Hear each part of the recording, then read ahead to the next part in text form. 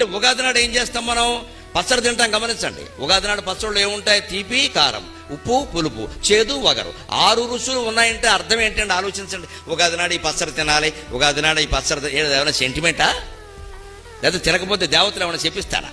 పైగా ఉగాది పచ్చడి మీరు గమనించండి, దాన్ని పచ్చడిని ఎందుకంటారో నాకు తెలియదు. అన్నంలో కలుపుకోరండి ఎవడోను. అన్నంలో కలుపుకోకుండా పచ్చడి ఏంటండి? అదే మాట. గోంగూర పచ్చడి కలుపుకోవా? చింతకాయ పచ్చడి కలుపుకోవా? వంకాయ పచ్చడి కలుపుకోవా? మరి ఉగాది పచ్చడి ఎవడో కలుపుకోడే?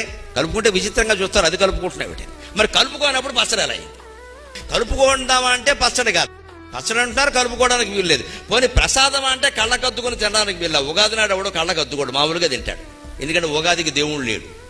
ఏ దేవుడి గుళ్ళోకైనా మీరు వెళ్ళొచ్చు. ఉగాదికి ప్రత్యేకంగా దేవుడు లేడు. శ్రీరామనవమికి దేవుడు వేరే, శివరాత్రికి దేవుడు వేరే, కృష్ణాష్టమికి దేవుడు వేరే, రథసప్తమికి దేవుడు వేరే. ఉగాదికి దేవుడు లేడండి, కాలమే దేవుడు.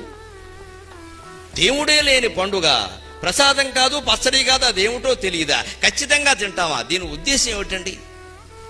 ఆ 6 రుచులు తీపి, కారం, ఉప్పు, పులుపు, చేదు, వగరు నువ్వు రోజు తినే భోజనంలో ఉండేలా చూసుకో. ఆరోగ్యం బాగుండాలంటే షడ్రసోపేత భోజనం.